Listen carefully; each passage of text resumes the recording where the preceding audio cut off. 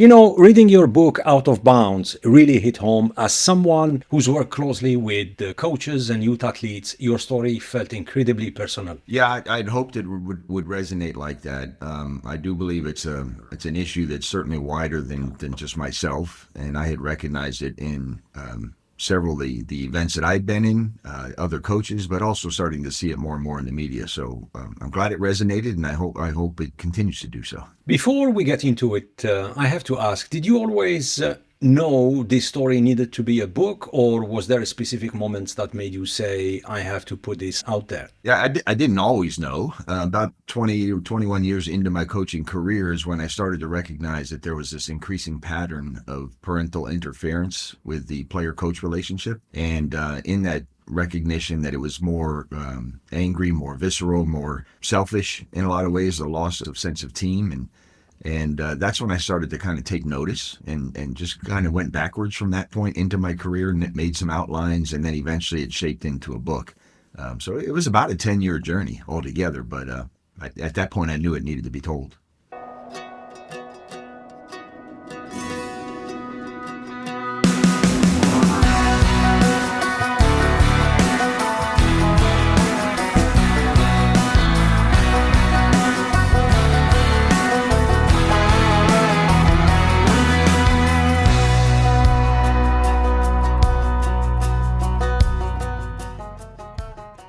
The following is a conversation with Darren Ault, a longtime high school basketball coach, youth mentor, and author of Out of Bounds, a book that pulls back the curtain on a toxic intersection of parental interference and institutional failure in youth sports.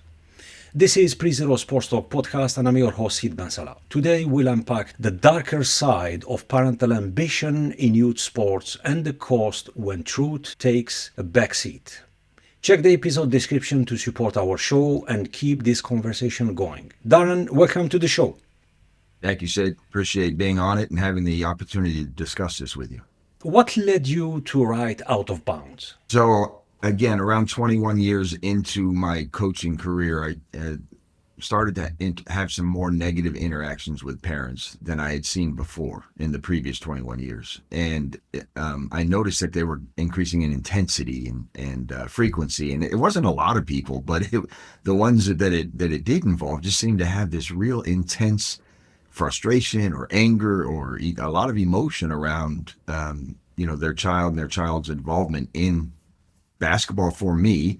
But I also noticed more in the media and the news stories that there was a lot more intense interactions that were making the screen. People jumping out onto the field or the ice to interact with a referee or a coach or pulling their kids off the bench. And in my head, I was like, what is going on? What is it that is driving these kind of behaviors from parents? And again, mostly a handful of parents in each circumstance, but driving this kind of behavior and in essence, increasing the level of toxicity in sports and ruining things for their child and for the children that are on that same team. And after 30 years of coaching, Darren, what was the breaking point? In year, 29. So I started being the head coach of a program at Homedale High School here in New Jersey. And I was in my fourth year of that program. So that was my last year of coaching. We were in the process of building a program, had actually gotten ourselves to the point where we were starting to gain a lot of local recognition, state recognition, competing for, top 20 in the state of New Jersey, those kind of things. And this was the year that my team was ready to go. 9 games into that year, I got a phone call one morning after a very competitive game against a significant or prominent state team, where we lost by 9. We had played a really great game, but ended up being on the losing end of that. But I got a call the next morning from a principal in high school telling me that I had been suspended indefinitely. Wow. And really, that was all that I could pull from that call initially. I had no idea what was going on, but as I worked my way through that whole event, it just became evident to me that, I needed to be more guarded about myself, which was not the way I normally thought. The way I thought about was, how do we develop this program? How do we build this team? How do I, focus on the girls and their growth and development? What emotions comes up when no one stood up for you, Darren? Well, the people who there were a lot of people who did stand up for me. Hmm. I want to be clear on that. There was certainly the basketball community. So I'll back up a second. What had actually happened was I was accused of inappropriate touching by a freshman girl.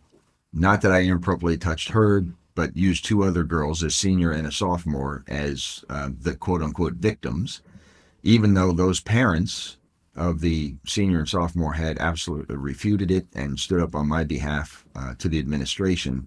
The accusation was allowed to go through. So it was frustrated parents using their daughter, their 14-year-old daughter, as a shield so that they could throw this false allegation out there into the ether of the sports world, and then using two other girls, not their own, as a weapon to get at me.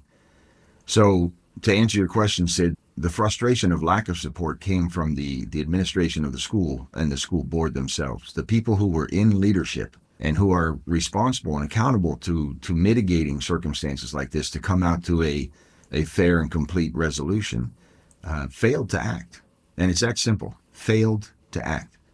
So for 40 days, I was sidelined and ultimately lost the opportunity to complete that season, and made the choice at that point that as much as I love basketball and passionate for teaching and coaching youth and helping them realize the potential in themselves, it was no longer risk free in the sense of I don't work in a school. I work out in the corporate world, and I certainly couldn't have somebody's penchant for selfishness impact my ability to make a living. Yeah, yeah. Was there a moment when you realized this wasn't just a bad season, but part of a much bigger systemic problem? Oh yeah. Initially it was all a very selfish, driven act. This young lady just wanted to be on varsity. She wasn't quite ready yet. She had some nice skill sets, but they weren't developed. The foot speed, the intensity for defense, the things that I needed at the varsity level weren't there yet. So it started off as that, just a selfish act, right? Which in a room full of adults having an adult conversation could have been resolved within 40 minutes. Yeah. But once it got into the hands of, again, that leadership component, it just dissolved into this nightmare of no accountability, nobody wanting to take the reins from a leadership role, and figuring out how to talk through this, figuring out how to mitigate it, to go through and listen to both sides of the story and figure out what was going on. They just kept punting and pushing it down the line and hoping it would go away. And after 40 days of being suspended for doing nothing, it eventually did go away. Right, the season was over. Crazy. They gave me their final declaration after I finally got to talk to them 40 days into the process. Walk us through how the school board responded or didn't. So initially it was just a call from the principal. There was and never any formal documentation, which is actually in their Wow. policies, in their written policies, that Yeah. anybody who's accused of doing anything is supposed to get a formal letter with the accusation, what the accusation is, and what the process will be to resolve that. I never got that. I got a phone call from the principal telling me I was suspended indefinitely. And when I asked for, what did I do? Who's the accuser? Can I talk to? And it was like, I can't tell you, and no.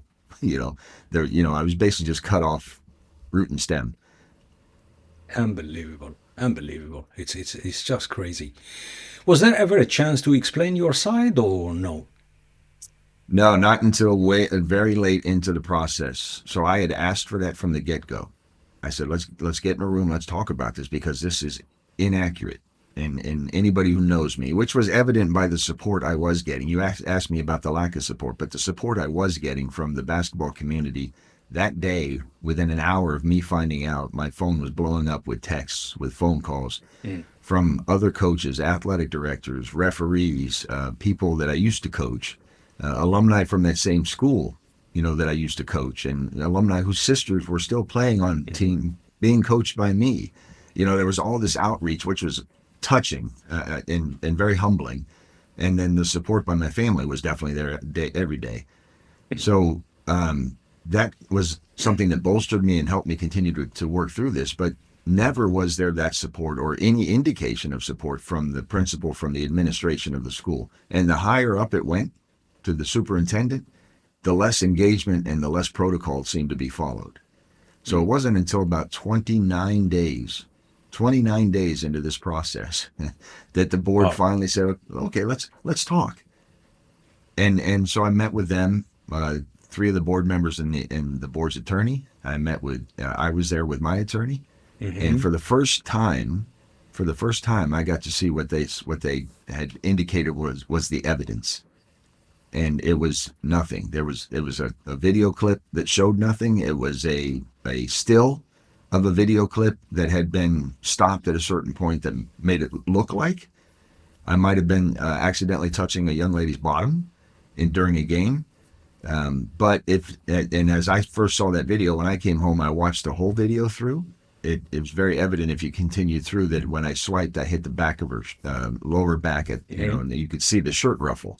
Yeah. So, and the funniest thing was, to me, people who act inappropriately look for places to be inappropriate, right?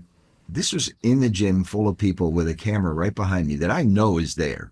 So why on earth would I ever act in any way, shape, or form knowing that there's a big eye in the sky right behind me? And that was the frustrating part, is that they had thousands of video clips, thousands of minutes of video over 4 years of my actions and the consistency in my actions, none of which supported what the argument was. What was the reaction of the other parents Of the other parents on the team, on the team? Yeah. yeah, they were amazing. First of all, one of the fathers, who was the father of the senior that I was that I was accused of inappropriately touching, he sent an email to the entire parents on the entire team, lambasting them, challenging them, like, how dare they use his daughter as a weapon to get at a good man. Those were his words. He said, this is absolutely not the case. This did not happen. There was nothing inappropriate. And then he went on to praise myself and my coaching staff for how we helped his daughter, who was a shy, meek freshman at one point, right? And didn't play varsity initially. She played a little bit of time at both levels until she got her confidence and her skill sets to the point where they needed to be. And through hard work, she did. But she was that person, and then eventually blossomed into this incredible young lady as a senior, as a senior captain, and then went on to, and currently is playing in college. So that's a great story of the progress. But every parent on that team supported me to the point where 2 weeks after my suspension, there was a school board meeting, and I didn't even know this was going on. I was home.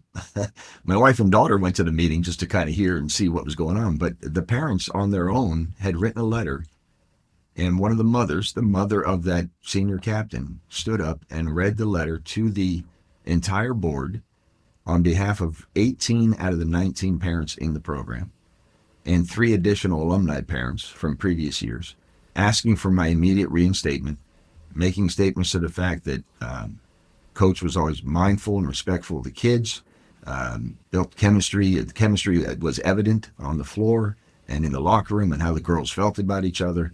And they wanted me and my staff immediately reinstated. And then the cherry on top of all that was another mother of a senior captain got up and read a letter on behalf of 18 out of the 19 girls of the current roster, stating similar concepts. We want Coach back. And so you would think that would be enough. The board would have had all they needed to hear and see to act, and they didn't. It lingered. Didn't move on. the needle. Not at all. Crazy. Yeah. What does this reveal about how institutions handle crises? I think the first word that comes to my mind around an institution or administration that acts in such a way is cowardice. They are afraid to own something, to take hold of an event, a circumstance, and really dig into it and come out with a conclusion, a solution. Because then if you come out as an administrator and you make a conclusion or make a statement about something is this or that, now they personally are on the hook and are accountable for what happens next, right? And nobody or few people, I should say, in leadership levels of schools that I've seen, administrations I've been involved in, wants to take that extreme ownership, wants to be able to say, okay, this is the way we're moving forward, realizing that you're never going to please everybody, but also doing things a certain way because it's the right conclusion. It's the right way to do it. have some integrity in process and in thought and in execution. And they Yeah. don't.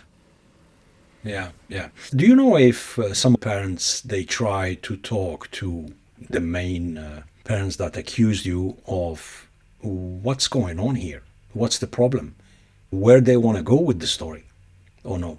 Then no, they never spoke to me. I've never spoken to them afterwards. I've not even seen them afterwards. Mm. And we don't have. It's not that big of a community. Yeah, But I heard things through the grapevine, which I always take with a grain of salt about who said what and this and that, because everybody has their own agenda in a way. hmm, But no, I mean, and that's the bigger point, Sid.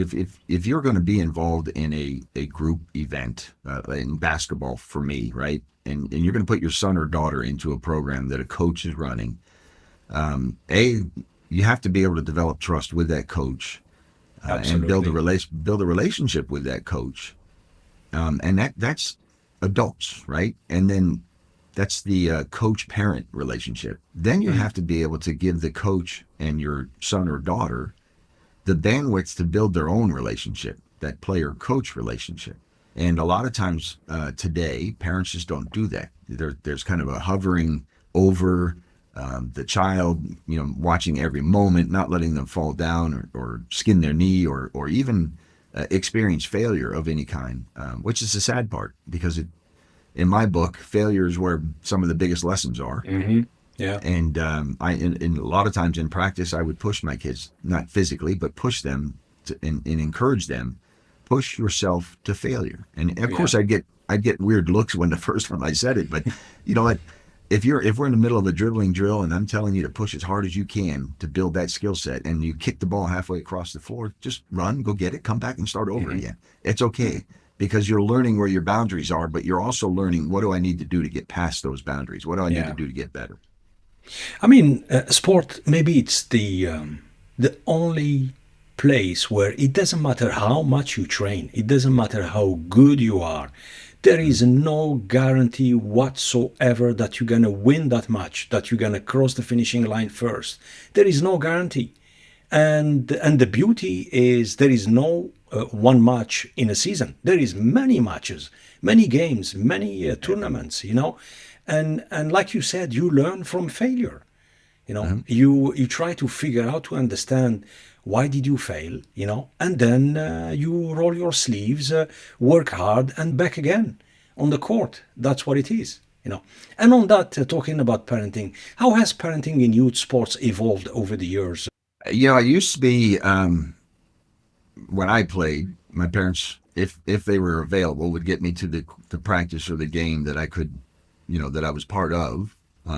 And then that was it. They didn't interact. They didn't engage. If they were in the stands, they rooted and cheered for me as a Hmm. player. And of course, they hope you win, but most importantly, they were hoping you were having fun and learning in the process Yeah. of all this. As time went on, parents got a little bit more uh, interactive. Like it was almost like a video game where they're in the stands holding the buttons, pushing where they want you to I go, like and it. and so. And sometimes they would stand up and blurt things out, and try to direct a child from the stands in a team sport that they have a coach for.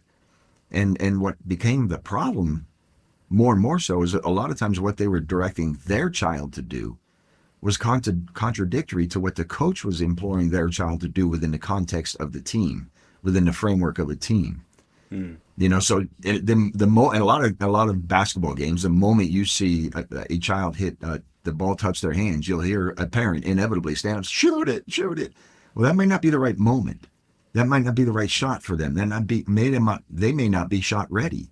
And there's Mm. all these things that parents are not in tune with because they're not at practice. They don't see the sequence of events by which a team is shaped and formed and developed. They don't understand the role of each player in that team culture.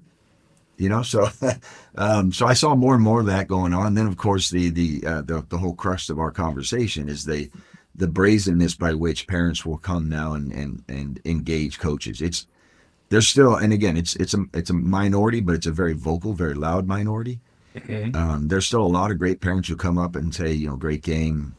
They're encouraging, and they leave it at that, even if they disagree with you.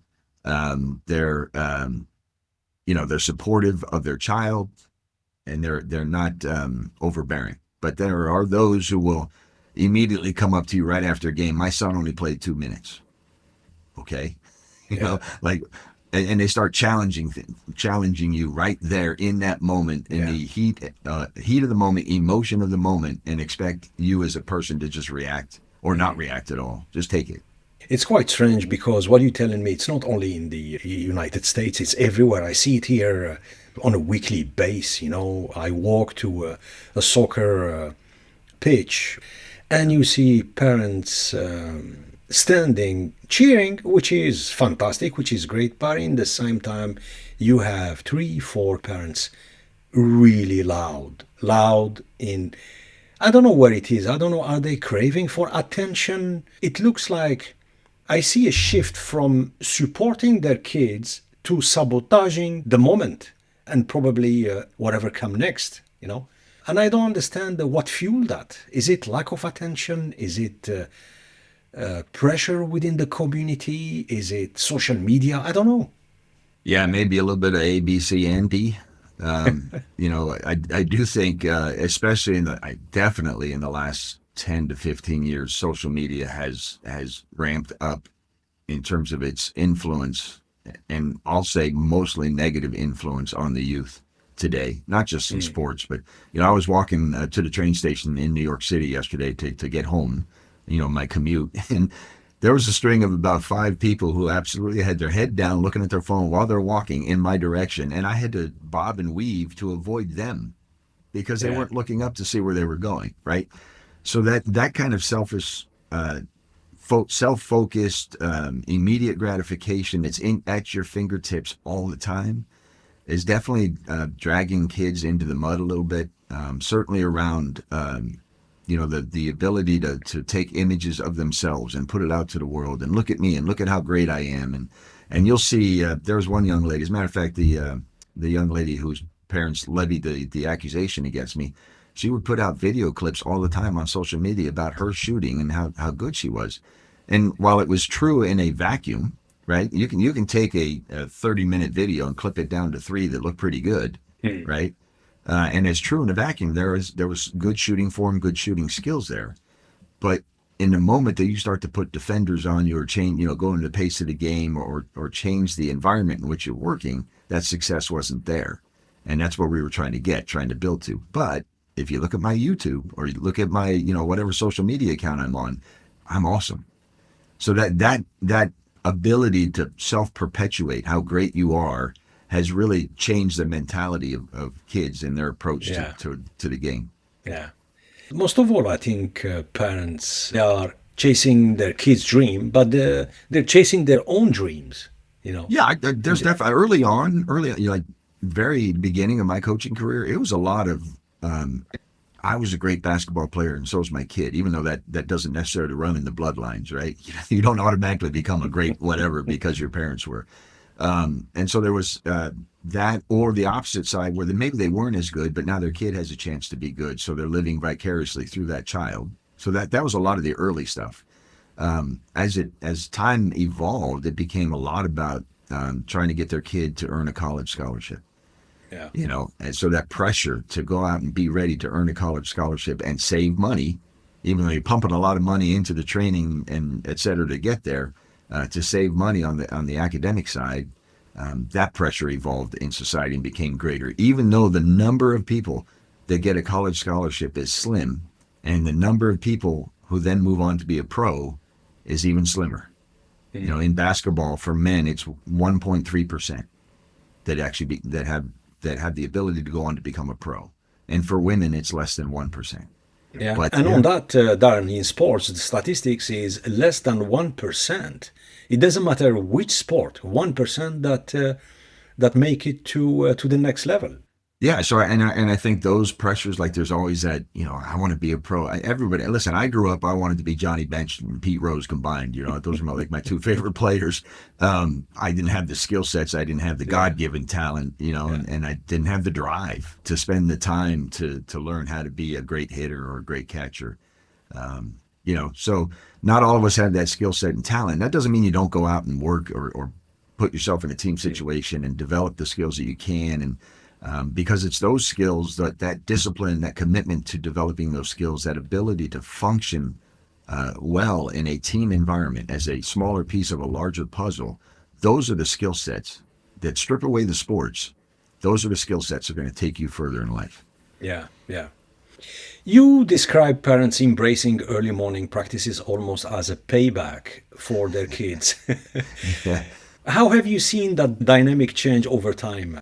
Well, that was when I was coaching seventh and eighth grade boys at Holy Family, and in order to get gym time, I had to be creative. So I said, okay, 7 a.m. and yes, I would literally see people dropping their kids off and rolling away, in their car, pulling away in the car with a big smile or actually physically laughing. So how it's changed over the time is that the schools, grammar schools, high schools, they make it a little harder to get gym time. Like the freedom to do something at Saturday morning gets questioned. One person questions it, it ruins it. It takes it away for everybody. The school will automatically say, okay, we can't have practice that early.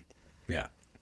And I think the other challenge is that the parents have their kids in so many different things, so many different activities, that they're creating conflict with events, conflict of things that they're in. So now being at the high school practice, for example, isn't the priority all the time, which it should be. You're in season.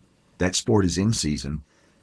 Academics first, right? You're given time when you get home to get your academics done, and then come back and be committed to and focused on practice and development for your team, for your school team. But there's outside events that parents are dragging them to. Yeah. Let's go back and talk about the school board. Where did the leadership break down in your case? From the very beginning, the initial communication that was offered to me by the principal was flawed, and even to the point where again, there was nothing formal. It was just a phone call. So in spite of the written policy that there was this formal process to follow, it never was. In addition to my being found out, my notification that I was suspended for what I wasn't sure of at that point. I found out also, I asked, so I assumed my son, who was my assistant coach, would then take over the role of head coach, which would be the normal circumstance in every other situation. And I was told, no, he is suspended too.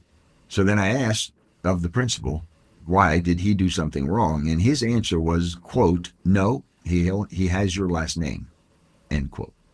So now having my last name was somehow criminal, right? He was now being faulted for what were perceived to be my sins, and that just was wrong for me. That was a failure as well. And so we were straddled through that whole event. And then as it went on, Sid, and more through that whole 40-day process, there were things that when I finally got to sit with the board and talk to them about, I would challenge them around their own process that they didn't follow, and I would read them verbatim from their policy. And their lawyer would say to me, oh, no, that only applies to students. And I would say, no, sir, that is from, section 602, paragraph whatever, that applies to faculty and staff. So I'm actually reading their policies to them, none of which they followed. And if they had followed them, if they had followed their own policies, if leadership had owned this process, 10 days would have been the max before a decision had been made. And if I was guilty, fine. If there was a misconception, give me the opportunity to correct it. Or if there was something that I had done accidentally that could be perceived a certain way, give me the opportunity to correct it and adjust whatever it was I was doing, right? None of that was afforded to me. And instead it went on for 40 days, with the end result being they paid me my stipend, they paid my son his stipend, they allowed me the opportunity to reapply for the job the next year after completing some undescribed sensitivity training. Wow. That was their conclusion. Wow. Yeah. And so for a good friend of mine who's in the basketball world actually said, oh, they're going to allow you the opportunity to reapply. Tell them to stick it, blah, blah, blah. Was this fear of backlash, lawsuits, or lack of backbone from the school? All of it.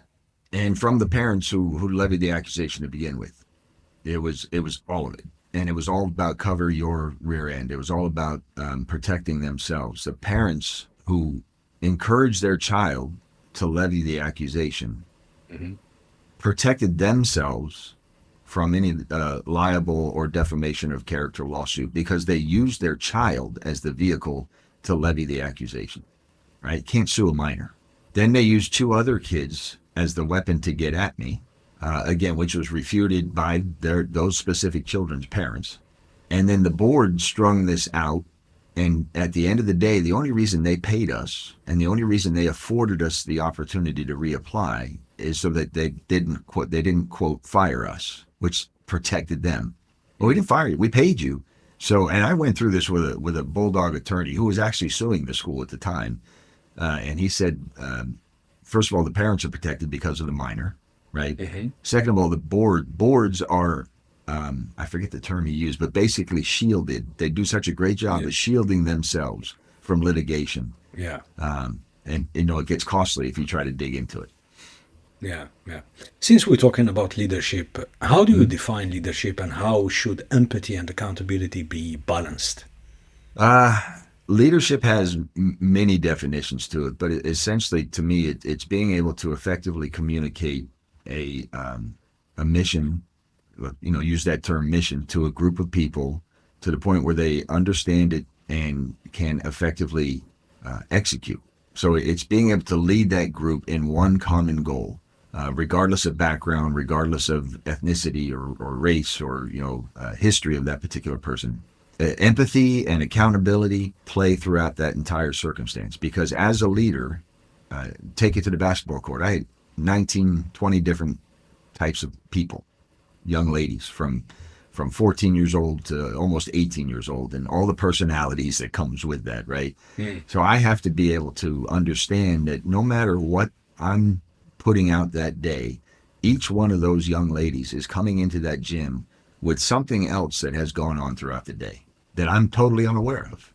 So I have to be able to, not that I need to know what was going on, but I have to be able to acknowledge or understand or recognize that there's something else impacting their desire to be there that day, their focus on being there that day, the intensity with which they come that day, and be empathetic to that, to the point where I don't get frustrated. Maybe I pull them aside and have an individual conversation and try to reel them back into, hey, you're here for 2 hours. Let's focus on basketball. Let's use this as your escape from whatever else is going on, right? So empathy is huge. And in the work world, it's the same thing. Everybody, I have a team of 9 that I lead now that are salespeople. And every single day we have interactions where my first instinct is, okay, where are they today in their person, and how do I meet them there as their leader? To get the most out of them today, to help them realize their potential. And then accountability is the bottom line. We all, from sports through real life, are all accountable to different things, whether it's, certainly ourselves, our families, our family members, the team that we're coaching or that we're playing for, or playing with, in life, in terms of the employees. When we're an employee to a larger corporation, we're accountable for our actions and for what we're doing and for what we're bringing to the table and how we're interacting with others. And a lot of times that's lost. Nobody wants to own that. Nobody wants to be held to that account. Least of all, in my experience, school boards, administrations, they just want to get through. They want to punch the ticket on their tenure. They want to get through unscathed and survive. And really in leadership, it's more about helping your team survive and thrive, not how you survive yourself. Yeah. You've often referenced Extreme Ownership by Jocko Willink and Leif Babin. Yes. How did that book, Darren, shape your thinking about leadership and accountability? Well, first of all, it's an amazing book. So if you haven't read it, I highly, highly recommend it. They do a great job of... I've read it maybe 10 times. Yeah. It's actually, just for our listeners, here is the book. Yes. This one.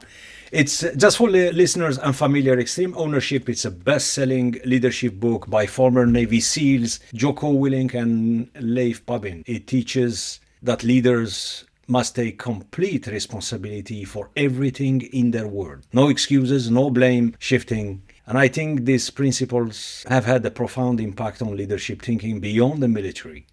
Yep. Including education and sports. Yeah, and actually, we had during COVID, my company's phenomenal, by the way, Shaw Industries. But the leadership team there is really, really forward thinking and engaging. And during COVID, when the world went dark, and everybody's trying to figure out how do we survive out of this, they actually had Jocko Willing come on and give us a Wow. virtual engagement, Hmm. and that's the first time I really got to know of him more intimately, like see him, talk to him, and that's when I read Extreme Ownership, and it had a profound impact on me personally, and how I would start to craft my leadership more so. Like, I'd been in leadership roles, and at the Naval Academy certainly had a lot of experience and education focused around leadership. But now taking his concepts and crafting them and seeing where they fit into what I can do, a lot like a basketball player. How do I hone my skills? How do I practice these things to get better at them? And recognizing the moments along the line where I failed in trying to execute a certain leadership skill set. But now how do I focus it? How do I hone it to get better at it? So that book was impactful. As a matter of fact, Sid, I was talking to one of my salespeople yesterday, having a conversation around. She's a young salesperson looking to emerge into more full-fledged sales Hmm. activity, and we started to talk about strategy and development of what you're going to be doing day in and day out. And I referenced the chapter in there that Jocko writes about, plan your dive, dive your plan. Hmm. And so, for SEALs, that means one thing. And what he does a great job of is explaining what that means as a SEAL, but how do you apply that to work, Yeah. right? How does a CEO apply that concept to leading his team and leading his company? And I had a wonderful conversation with her around, it's great we're going to create a market plan for you, but Hmm. you also have to understand that just like in a dive, currents are going to take you off track, or an Yes. obstacle underwater might move you left or right or up or down from where you ultimately need to be. The ultimate thing is in the extreme ownership is you have to have enough intimacy with your plan that you're able to get back to it in spite of the distractions. So yeah, he's been profound. I mean, I love a couple of his sayings. One is discipline equals freedom. Hmm. I love that. And the other one, I heard him actually on his podcast the other day talking about choose your hard. Yeah. Like it's hard to get up at 5 o'clock in the morning and go work out. So you can not do that and then go get up at 9 o'clock and go grab the donut off the counter. But then it's hard to deal with the consequences of being Yeah. overweight and what that does to your Yeah. body. So choose Yeah. your hard. What do you Yeah. want to commit yourself to? Absolutely. Yeah. Absolutely. Could school administrators and boards benefit from applying the principles of extreme ownership? If so, where would you start? Yes is the short and easy answer. I would honestly put my book and Jocko's book on the counter of a superintendent, and you need to read both. And I will add the pyramid of success from Coach John Wooden as well. Yeah, yeah. Again, something that is a wonderful leadership tool that goes developed in sport, but it goes beyond sports. Right? You can apply that to anything. Yeah. So yeah, I would challenge anybody who's in any position of leadership to read that book, and the culture, the leadership culture to allow you to create. That all starts with one thing: somebody has to own the process. And so if you're in a school, it's the principal. If you're in the school, overall, the superintendent of schools in that town is the ultimate person, the person who has the extreme ownership, or should, right? And so if you're in a position where you have that extreme ownership, me as a regional vice president for my company, I own the responsibility for how my team behaves day to day, and do those behaviors drive the right results. And I don't think enough people take that. I don't think enough people run to that ownership. They run from it.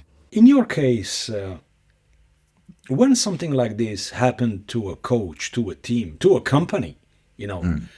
how do you shield a team when one loud voice disrupt everything? Well, they didn't.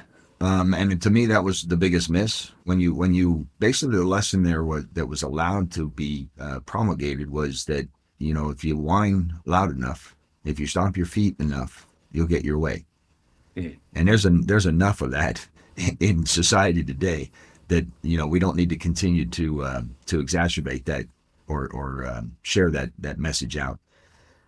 So that in this case, they allowed the squeaky wheel to get all the attention and be the disruptor to what was a great program on the rise. And so the girls around her, the JV girls that were teammates and the varsity girls that were in the program, had to deal with this problem and the absence of their coaches and the uncertainty of what was going to happen to their coaches, to the program, to themselves. All of that emotion and stress and strain was thrown on the girls to the point where I received multiple phone calls from mothers who were most concerned of girls on the team, that their daughters were huddled up in the in the training room crying, saying they didn't want to play basketball anymore, they wanted to quit, so on and so forth. And my son and I were both resolute in, you don't allow them to do that. And one of the mantras that we had adopted during the year was out of Jay Wright's book, Attitude, but it was called Stay Connected to the Vine. And it was based on a parable from the Bible where, Jesus was just simply pointing out that leaves on a vine are stronger when they're connected to that vine. But when they fall off, they wither and get weaker.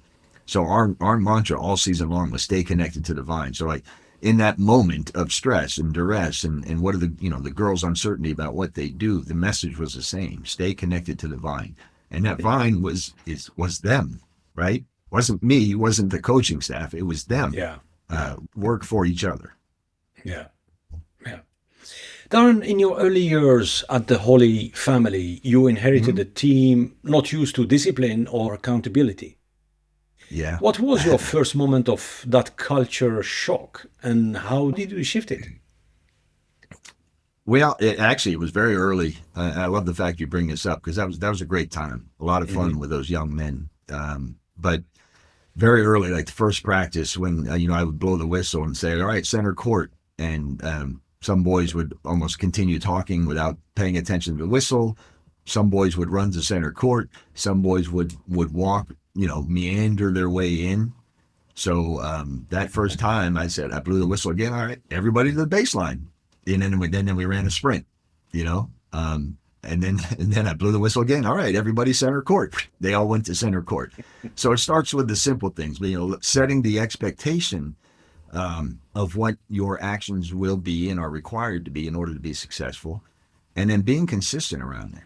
So after a couple of days of going through that process, the next day I walk in, my assistant coach and I would kind of go over the game plan and talk about what we're going to do in practice. And then I blew the whistle. Everybody was at center court. I didn't even have to say center court, so it's providing the building blocks for them to create that discipline, and the structure and a commitment to each other, but also allowing them to understand that there are requirements, that there are things that they have to do to get better. And the big part of it is committing themselves to doing that. How have NIL deals and scholarship dreams shaped parental expectations? Oh, that's a sore subject right now, and I know a lot of people are talking about it. Yeah, and just for our listeners outside the US, NIL stands for Name, Image, and Likeness. It allows high school and college athletes to earn money through sponsorship endorsements and personal branding without losing eligibility, which we don't have here in Europe. Well, good for you. No, it has created a bit of a mess. I mean, college sports in the U.S., it's always been a business. Let's be honest about that, right? Especially for the bigger schools, the ones that have the great successes in football and basketball, and are bringing in a lot of money to the universities. That there's a business aspect to that, and of course, in our country of free enterprise and capitalism, everybody wants their piece of that pie. So it's no longer good enough for a young man or young woman to have earned a scholarship, athletic scholarship, that gives them free tuition to go to a school, and a lot of these, Division I high level schools and get a great education while you're playing a sport. That's no longer good enough. Yeah. Now, because I'm on the team and I wear your jersey, and you use me in a picture or something like that, I should be able to make money off of that. I should be able to make money if I can get an endorsement. And so, and I'm not begrudging anybody doing that, but what it has done in a large context is made the school and the sport secondary and tertiary to what the student is there for. They're there now to find a vehicle by which to get their name, image, and likeness out there so that they can earn money.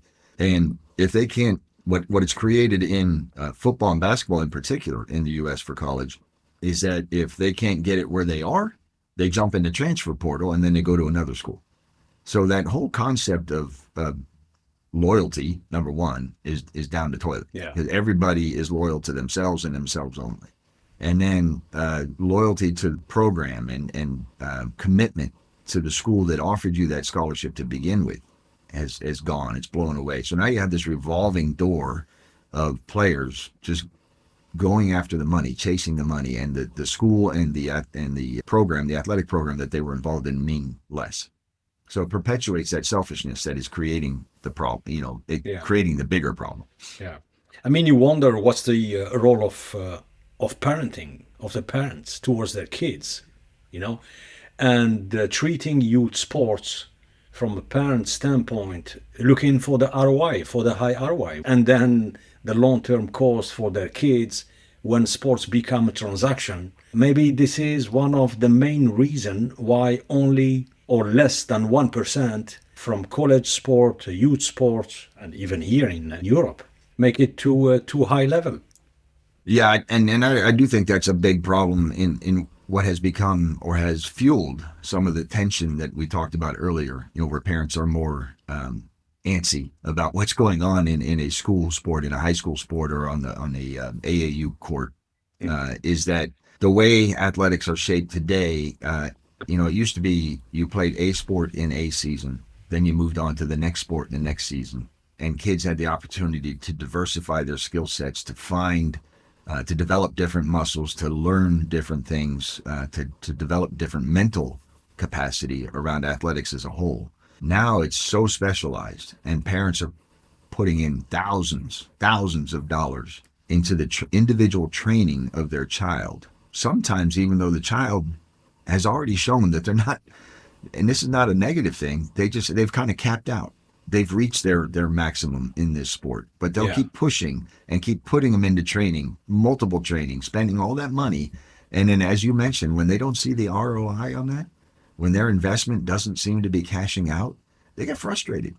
How come I'm putting all this money into my son or daughter to train them individually, and then when they're playing on your team on the high school court, they're not getting the minutes that correlate to the expense of that training? And what they're missing in that equation is they may not be practicing intensely. They may be so focused on their own individual skills that they're missing the larger team opportunity. And anytime they get on the court, the team functions less effectively than the 5 girls that are on there who maybe haven't been putting thousands of dollars into training and are more connected and are trying to figure out, how do we get this thing done? Yeah. What does the job of a coach look like today? Unfortunately, I think it's evolved into a glorified babysitting role, in a lot of ways. What it should look like, and what I always try to do is, again, going back to the extreme ownership, to the accountability piece, I wasn't there just to fill 2 hours of these kids' time. My goal was to help each and every one of them, regardless of their background, regardless of their skill set, just the fact that they wanted to commit this time to being part of this program. My goal was to help them understand the game, help them understand their own capabilities, help them recognize their potential, and meshing those things together so that if I can elevate my potential and elevate my knowledge of the game, I'm going to increase my effectiveness in my position in the team. And so that's what I was always about, development. And at the end of the day, and I still use this today in the work world, don't focus on the results. Focus on the behaviors that drive the results. Yeah. And so we would focus a lot in practice in the elements of the running our offenses, or the elements of 5 bodies moving as one on the defensive side that make it hard to find the holes, to penetrate a press or a hard-nosed half-court defense. And I will still apply those today, but that's my role. And above all of that is always the safeguarding of those young people that you're responsible for. Yeah. And on that, trust is vital. Yeah. between a coach and every single team member. How do you build trust under constant parental scrutiny? Part of it is that the concept, like I just shared, around staying connected to divine. Some people will say, what happens on the court stays on the court, or our locker room. Mm. You'll hear a lot of different mantras. So building that shell around, hey, we're a team, and while we're together, this is what we're focused on. And there's always going to be outside noise. There's always going to be, your parents on the car ride home telling you, after a game, telling you should have done this, you should have done that, you should have done this. Listen to it, be respectful, but at the end of the day, we're responsible to each other for what's going on, within the confines of our team and our game. So the trust is really defined around helping the kids see and understand your commitment as a coach to them and to their development, the communication, the mechanism by which and how you communicate to them effectively. If you're going to be a constant screamer, getting in kids' faces, things like that, you're probably going to lose them pretty quickly. But if you can communicate effectively what you're trying to accomplish for them and for their team, and then help them take the steps to get there, then when you have those moments of intensity, or maybe you raise your volume, they understand, because they're more understanding because they understand the mission and what you've communicated to them already. Mm. Consistency in action and in the way you treat people. I can't go to my best player and treat them a certain way, and then go to my least skilled player and treat them differently. They need to see that consistency in approach to person and the acknowledgement of person on a team. So Yeah. those are three key areas. I mean, there's a lot that goes into trust, Yeah. but it is all earned for sure. It made me thinking, because we were talking earlier about leadership, and it must be challenging for a coach to lead a team where they lose authority with, let's say, school board or some of the parents. And I remember in my time when I was involved, heavily involved in a youth sailing development program, we had this kind of documents that the parents they have to sign. We draw a line. We draw a line in terms of parents' involvement, because while you are on a boat sailing, it's an individual sport, but it's a team. We treat everyone equally, and we don't push the youngsters in terms of heavy competition, because we're dealing with so many elements when it comes to sailing. You are on land preparing the boats, the logistic, then you go on the water. We spend more time on land than on water, depend on the weather, but we try every time to help the youngsters discover their inner qualities, which is sometimes it's hard to do. And the only way to do it is to shield them, like you were talking earlier.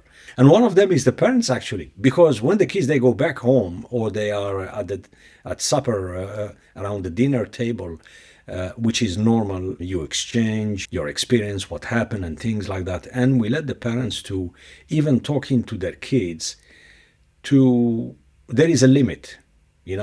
And sometimes for coaches to lead their team when they don't have that authority, or they lose that authority, is quite challenging. Yeah, it certainly can be. And you mentioned a couple things, like that player contract. I used to have some of those as well. And I would share that with the parents around, what I'm expecting from them, their commitment to practice times and, behaviors or in the gym and during games, and down to riding the bus. We lived in a small enough community that people could take their kid from the school that we played at and go home. But I wanted them to have that bus ride back to the school, which was maybe 5 more minutes or 10 more minutes or whatever from what they would have done. But it was the important part was that they were together, win or lose, in that bus on the way home, and either celebrating together or commiserating around a loss, but learning from all that and being together throughout that entire process. So player contracts, communication to parents prior to the season, setting expectations, what they could expect from me, did a lot of that. The dinner room or the dinner table conversations, it is evident when you have a player on your team who is being told something differently at home than what they're hearing from you. And if that trust isn't created, if that bond isn't formed, then what they don't know how to decipher or to filter the different things they're hearing. And inevitably, because they're young people, if mom and dad are telling them that their coach is horrible, they shouldn't listen to the coach, they know that Or he emulating. favor XYZ within the team and not their Yep. kids, which Yep. is quite obvious topic. Yeah. Yeah. Or, say things like you should be getting more playing time or, Yeah. or you should be shooting more or whatever. Or Those coach things. doesn't like you for whatever reason. Yeah. So those things sink into a child. And especially, I find youth today to be less resilient in adversity than when we were growing up, so to speak. And that's probably a typical generational thing, but just in my experience and having seen it quite a bit over my time as a coach, that their strength and confidence in self, and I found this especially more with the young ladies that I coach than the young men, but their confidence in self is easily altered by something they hear or are told. So if you have mom and dad telling you at that dinner table that your coach, all the things we just talked about, it's hard for that not to follow them into the gym and start to chip away at that player coach engagement, which is so vital, right? They start to say, oh, maybe mom's right. Because if I go to put a group of 5 out on the floor as offense, and I call out 5 kids, and they're not one of those 5, well, mom is right. But maybe as a coach, I put you on the defensive side because I know that you're a really good defender, and I want you to challenge that offense for me, right? But because they weren't one of the first 5 called, and mom and dad were telling them the coach favors somebody, that's where those things start to erode at the trust and the confidence and the team structure. What would you say to a coach demoralized by false accusations? Well, first of all, I'd love everybody to read my book so that it maybe Mhm. helps stop some of that. But if you're a coach and you are truly passionate about and convicted to and have the time to be convicted to the sport and to the development of the individuals in that sport, stick with it. Be true to yourself, have that integrity, and there's always going to be naysayers. There's always going to be negative Nancy's out there that will chip away or find something to complain about. But if you're true to self and you have that integrity and confidence in what you're doing, just keep doing it. Keep being passionate about it. Keep sharing that passion with your kids. Keep driven. But at the same time, protect yourself. Because Yeah, what's the old saying? Keep your friends close, keep your enemies closer. yeah, yeah. But it's hard to identify who those enemies are, and when you're, I like to be a trusting and open person, and when you are that way, you open yourself to those wolves in sheep clothing, I guess. We have that expression in French, which is God, let me deal with my enemies, but protect me from my friends. Yeah, and in a Yeah. competitive environment, that friendship can wane, right? And I mean, there's one story in the book that I shared that a gentleman that I was very friendly with and had coached with at one point, so we knew each other pretty well. And in the process of me now coaching his daughter, all of a sudden that dynamic changed. Oh, wait a minute, we're the same 2 people. What's the element that's causing this to be a problem, right? Yeah, yeah, yeah. What advice to parents who wants to advocate without crossing the line? Be a supporter. I think that word is quietly powerful, right? Support your child, and support doesn't mean, the rose-colored glasses, the showering them with praise. That's support certainly, but that's not all that support is. Support is also understanding that when they get in the car after the game and they've had a bad game or there was a bad outcome, give them a minute to process. I called it the 24-hour rule, but give the kids a moment to process. They're dealing with their own emotions, and so your support might be silence at that point, right?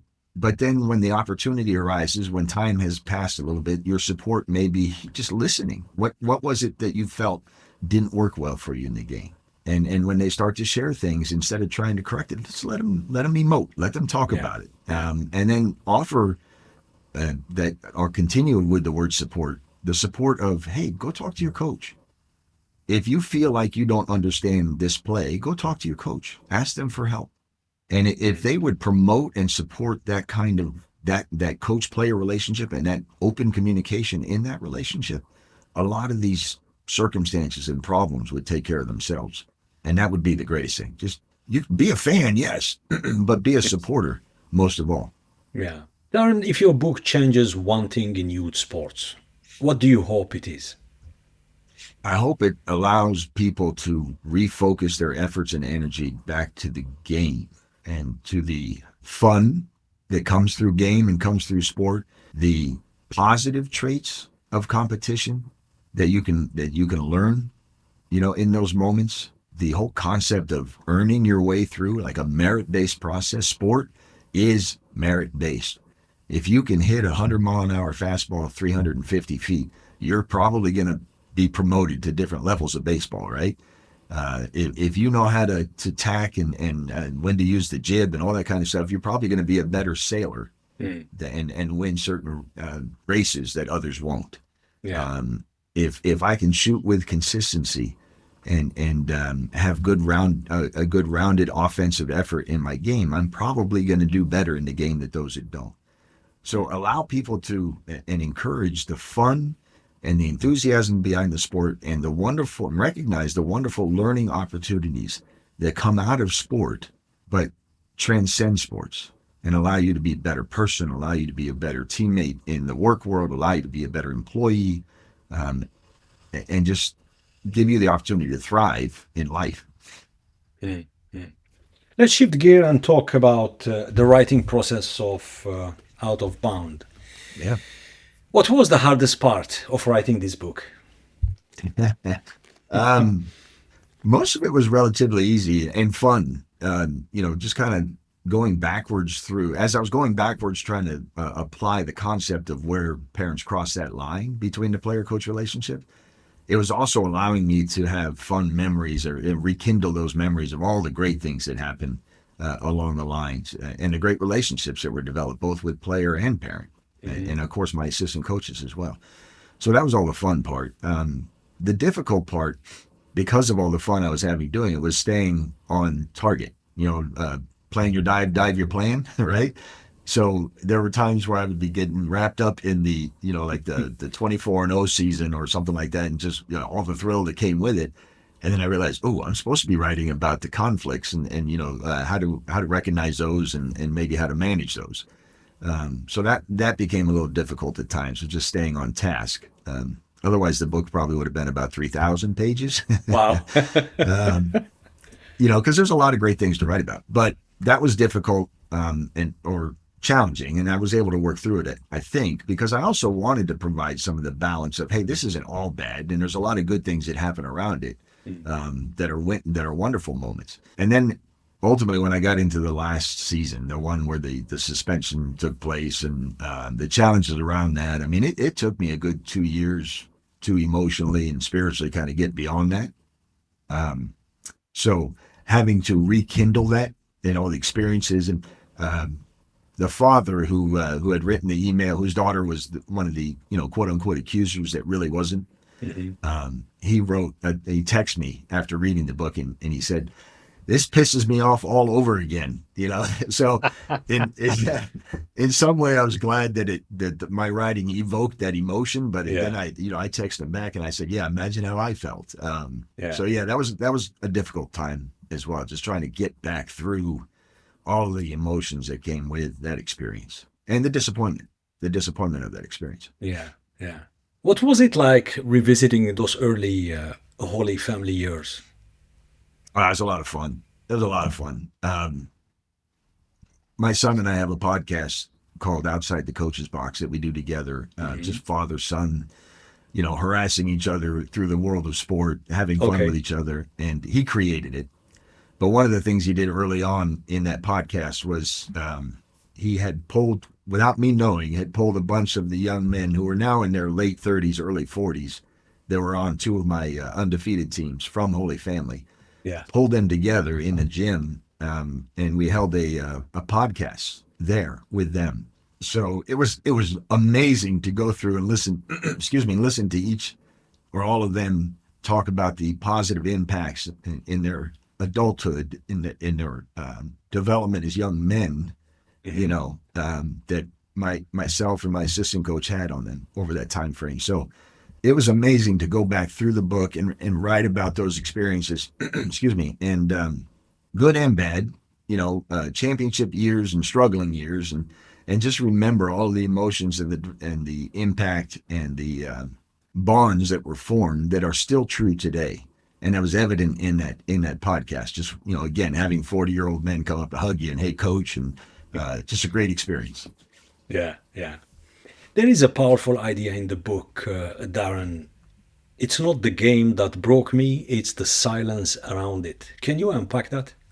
Yeah, no, listen, if it hadn't been for the circumstance at Homedale High School that led to, to my being suspended, and all the falsities and failures and lack of action by people who are supposed to lead. If that hadn't happened, I would still be coaching today in some way, shape, or form. Coaching basketball specifically. I do still coach. I coach my team at work. There's still a lot of those leadership How's it things. going? It's going great. None of them know how to play basketball, but but no, work-wise, it's going great and it's fun. And a lot of the principles in sport apply to work, right? Yeah. And vice versa. But I would still be, had it not been for the letdown of people who were supposed to be in charge and be able to handle and recognize lies and things like that when they occur, and manage it and come out on the other end with a positive, correct solution. When that failure, that letdown occurred, it caused me to kind of pull back because I do not work in the school. I work outside of the school. There's a whole world out there that I can't afford to have jeopardized because of the want of one young lady. I can't have my ability to make a living be impacted because somebody wants more playing time and doesn't want to go through the route to earn it. And so that really kind of created a shell around my still unyielding passion to work with others, to help them learn how to work and function as a team and to get out of themselves the best of themselves. Mm-hmm. And on that, it's time for our lightning round. All right. So, first team you ever coach? I coached the Naval Academy Prep School. I was assistant coach there. Young men who were 18 to 22 who had a desire to go to the Naval Academy but needed some development. So that was my first experience coaching and where I caught the bug. Excellent.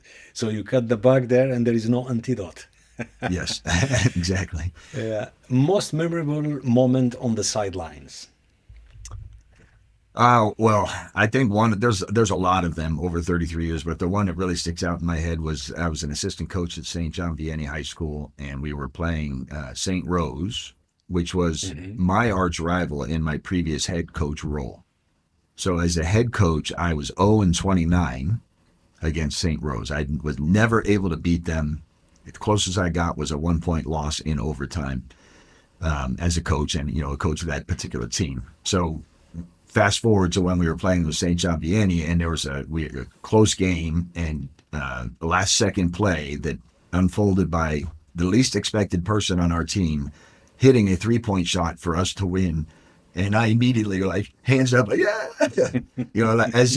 as if I had played and won the game. But it was yes, that was a very fun time for sure. Yeah. Pre-game ritual. Pre-game ritual, I would typically go in about an hour before the game while the JV was playing and the varsity was watching the JV. I'd go in and on the whiteboard, I would write up keys to our game. I would write up what we're doing offensively, what we're doing defensively, and at the very bottom of that board would be a quote, a motivational quote of some kind. Nice. To kind of sum it all together. And while I was doing that, I would have my earphones on listening to my pre-game mix. Yeah, so that was my ritual. Nice. Go to comfort food. Oh boy. The fat guy in me likes Taco Bell. I could eat Mexican food all day. So, but not that that's true Mexican, but very quick, very tasty. Spicy? Well, I like it spicy. Yeah. Yeah. Favorite sports movie? Grew up on Rocky. And I would have to say that's still one that is near and dear to my heart. A close second would probably be, and as I said that, it just left my mind. But Denzel Washington football. Remember the Titans. That's what it was. Yeah, I remember the Titans, yeah. Yeah. Favorite athletes all time? Oh boy. As a kid, Magic Johnson was my guy. I Not wasn't even Larry? that much. No. Well, I'm a California boy to start with, number one. So, Yeah. and I grew up a Laker fan because of Kareem Abdul-Jabbar. But when Magic came on, that whole Showtime, and then I'll have to say though, in all honesty, my fandom shifted to David Robinson when he came out of the Naval Academy for obvious reasons. You know, we were actually in the same company together at one point. He was a year ahead of me, but when he got to the Spurs, the Admiral was my favorite player. Mm-hmm. A player who surprised you the most? One of my players? Yeah.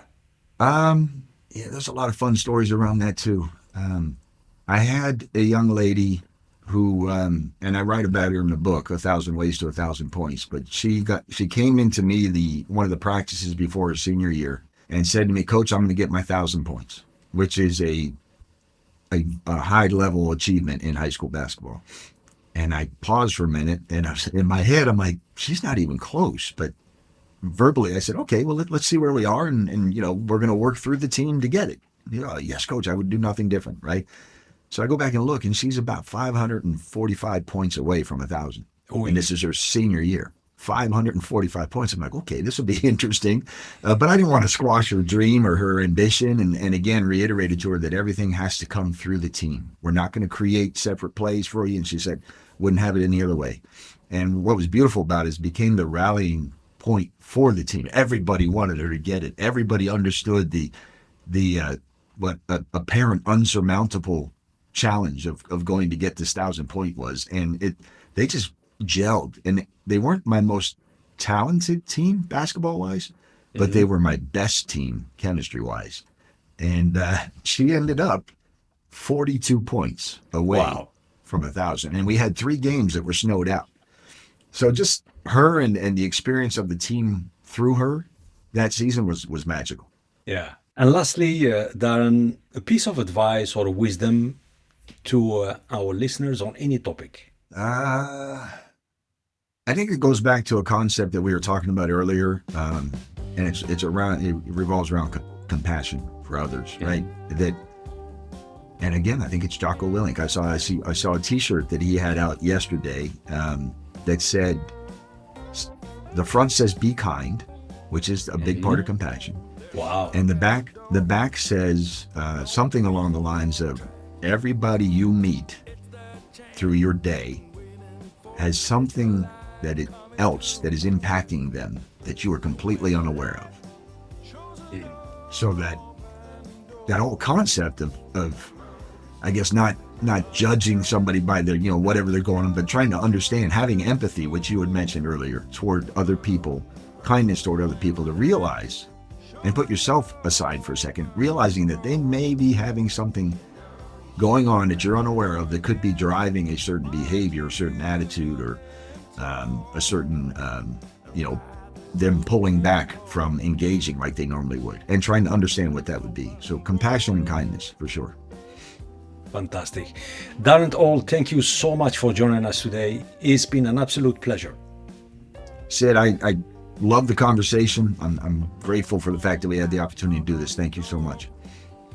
And to our listeners, I leave you with a few words from the one and only Coach John Wooden. Be more concerned with your character than your reputation. Your character is what you really are, while your reputation is merely what others think you are. Thank you for tuning in to the Pre-Zero Sports Talk podcast. If you enjoyed this episode, don't forget to rate, review, and subscribe, and go to Amazon and order your book Out of Bounds by Darren Ault. Until next time, stay curious, inspired, and make a difference. We'll see you soon. Bye-bye.